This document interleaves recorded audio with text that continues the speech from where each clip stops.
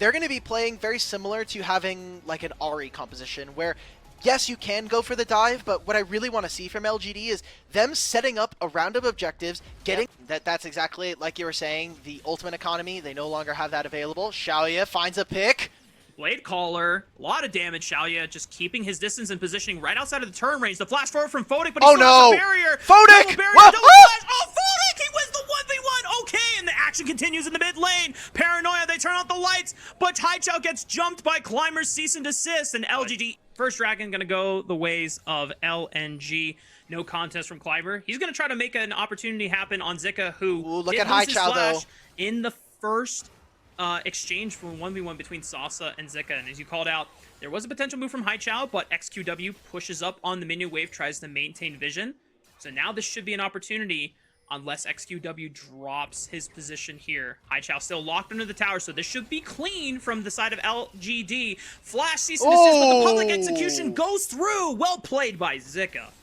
How does that ultimate land? I thought he was in the hollowed mist, so he should have been untargetable. Maybe it's just Mbessa gameplay. Maybe I'm also just seeing things. That's okay. It's late. It's almost 3 a.m. It's basically 3 a.m. I'm willing to give myself excuses on this one, but they need to help clear this wave, and Talia's taking a recall. Sasa forced to flash away from the Paranoia. Zika can easily get in range, slicing and dicing his way through with the Drake Hound step, and her passive is just insane when you read what this is available. I'm going to hold that as Weiwei and Jewel are in the area, but doesn't seem like there's going to be a top lane dive.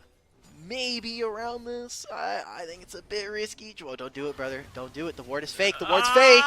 Jewel forced to flash away, and Zika's just like, yeah, I'm not helping you, bro. It's more difficult for them to assert themselves on the map, and they're a team that is reliant on LNG walking into them first. So we'll see how LGD are able to find themselves kind of in an advantage in this game. The gold is even, but we're not seeing them really play to some of the strengths that we saw from the same thing, and we already saw what happened, right? Exactly. So, yeah. That part they should have learned from. Okay, Zhuo is caught out and is just forced to engage here. Hero's Entrance is going to come over the top. Maybe Haichao can buy something and salvage another play, but cease and desist right on top of the Galio means that now Haichao is in trouble. He flashes, and YCX pulverized flash. Bring that butt back here. We're eating Galio tonight, and LGD pick up another 2 kills. All right, he said there was some beef in the lane.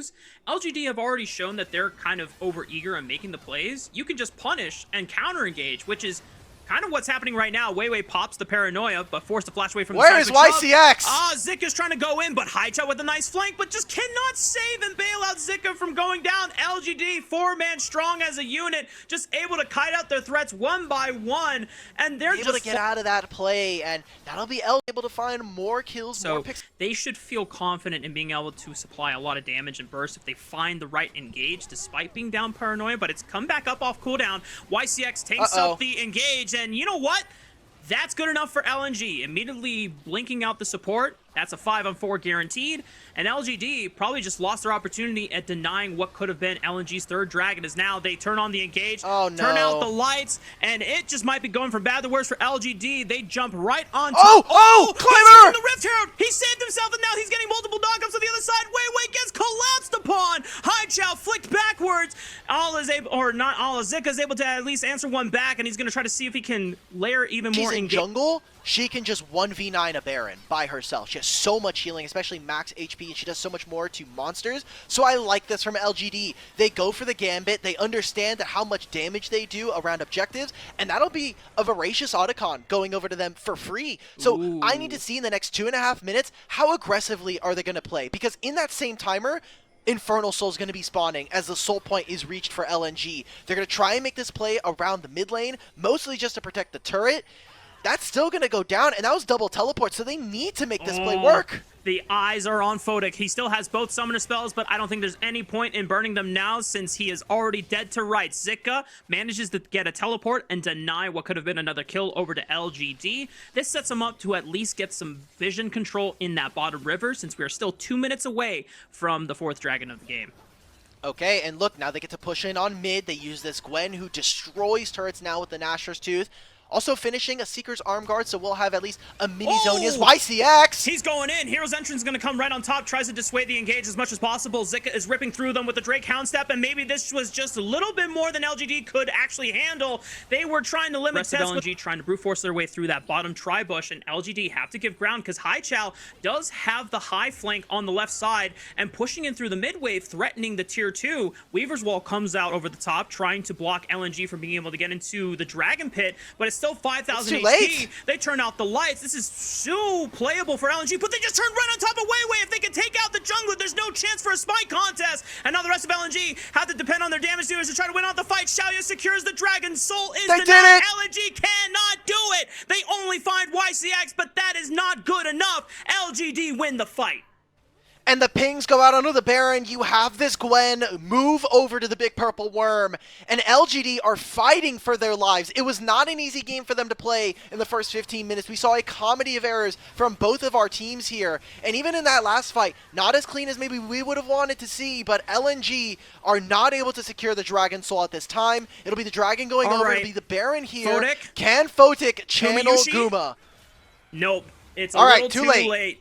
This was the Gwen that we wanted to see in Game 1 from LNG for Zika, and now we're going to be able to see it from Sasa. So he is going to have such a large amount of damage, and he is going to be, I think, veritably a massive raid boss for LNG to have to deal with. And for the first time, LGD have surmounted a pretty sizable gold advantage, about 5,000 for themselves as they're barreling down the bottom side of the map, taking out the tier 2. Zik is able to equalize at least one turret back on the top lane in that T1, but the Weaver's Wall is going to try to cut off Haichao, clips him with the Unraveled Earth, forces the flash out before Climber can get in range with that Ball Breaker. Nicely timed from Haichao, but now down to Summoner Spell, Zika has teleport. I don't know if they're going to try to look for a teleport flank or just hold the line. Chain of Corruptions goes wide from Photic, trying to engage onto YCX. Still has the ultimate available. Doesn't pop it quite yet. Finally now, Climber turns it on with the Season Desist. Pulverized Flash once again. Punts in Haichao. The Flashless Galio now under fire. And Sasa's ripping him to shreds with the scissors. Sasa on this Gwen. Remarkable in this second half of the game as now the rest of LNG are forced to scramble under the might of LGD, making the siege happen. Zika still has the turn off the TV, bro. It's over. LNG gonna seed the inhibitor. Photic trying to put in some pressure with these arrows, but there's not much can be. So that was the when you were talking about like, are they maybe looking for a flank play?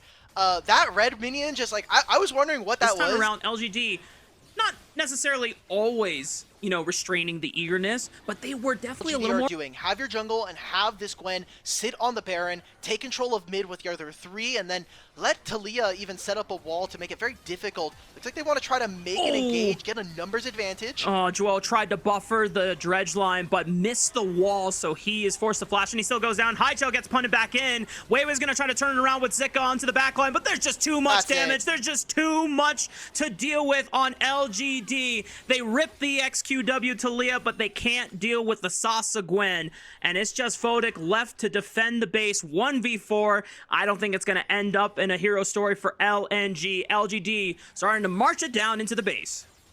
That'll be the end of this one. It's unfortunate for LNG. Again, they just came off of a loss to JDG. They needed to make a bounce back here. And LGD, it wasn't perfect. It wasn't clean, but they were able to find themselves ready the ship and get into their first win of Group D. Joel is back up, tries to at least look for one of the targets, but everyone else is full hitting on the Nexus. GG, well played, LGD.